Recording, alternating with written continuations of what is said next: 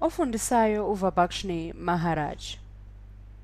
Asithi ukubheka izibalo zethu sisebenzisa kakhulu ke manje ngama integrals sifuna ukuthola indawo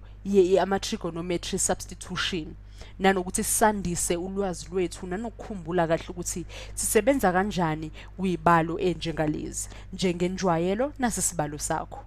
Sino 1 divided by 36 plus x squared dt. Ncese dx angazi indaba ngilongithi dt ngibe ngibhala dx.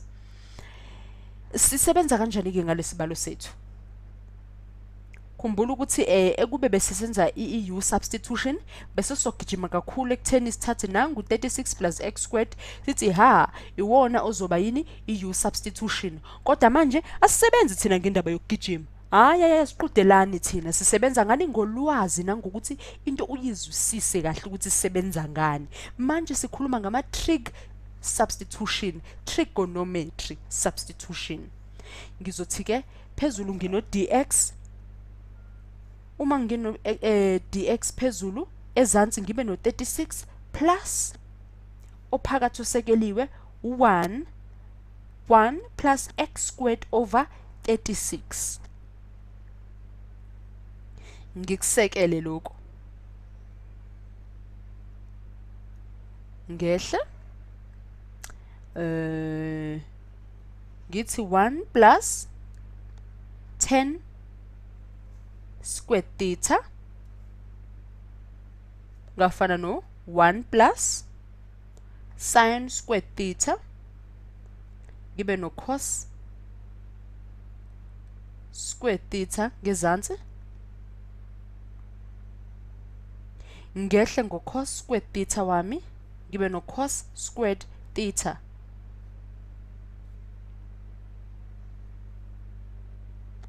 ngibe no sin squared theta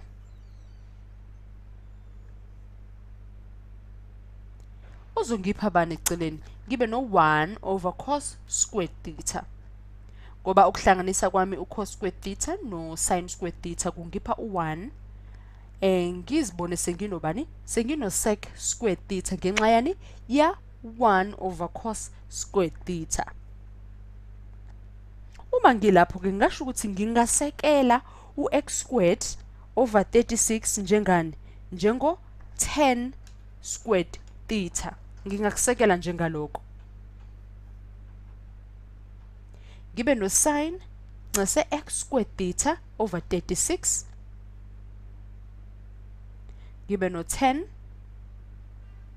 squared theta okufanayo nje nokuthi ungaguqula ukubhala njengokuthi no x over 6 10 theta kuyafana futhi ngathi x equal 6 10 theta akunani ungaba nje indaba yashuza mayikhethela sibe no dx over d theta sihambe sitholeni sithi 6d kube no d theta ngezansi sibe no 10 theta esusekele. Sesingasebenza ke ngokuthi sithi d over d theta sin theta over cos theta okuzosiphana usipha u-d over d theta yebo u-sin theta over cos theta wona ke uxazululwa kanjani sin theta cos theta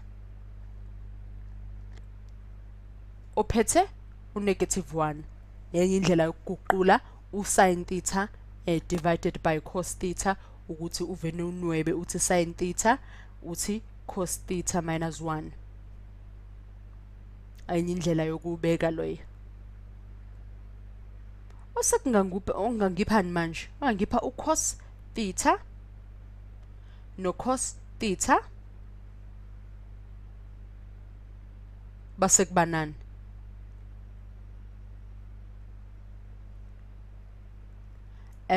siyahlanganisa nani singakhohlwa u-cos theta wethu lo susekelayo la ngezansi udwebela ophethe u-minus 1 angithi ufakile nawo sesihlisa-ke u-minus 1 iqala sithi cos minus squared theta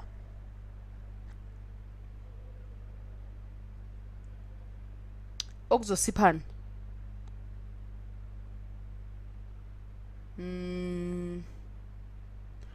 lo cos theta wethu angithi ubuthwele u1 eqaleni uma singase sithi times minus sin theta kuzosiphana siphinde sibe no sin theta ncise siphinde sibe no sin theta ngesikhathi esisodwa kuzoba khona okusizanayo ukuze sifinyelele kwimpendulo yethu 1 plus sin squared theta over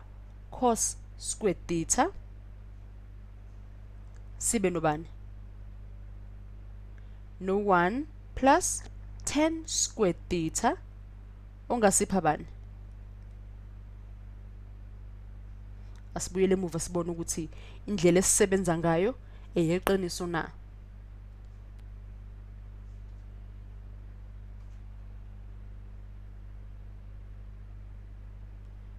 dx lo 6d usuzotholana ndoba usuzoba esikhaleni sika 6 sec squared theta d theta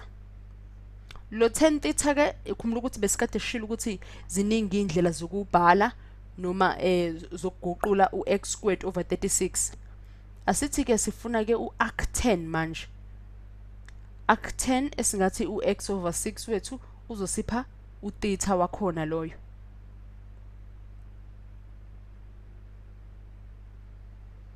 sibe no 6 sin sec squared theta d theta ezansi sesothola ba ngithi besino 36 sehlise u1 wakhona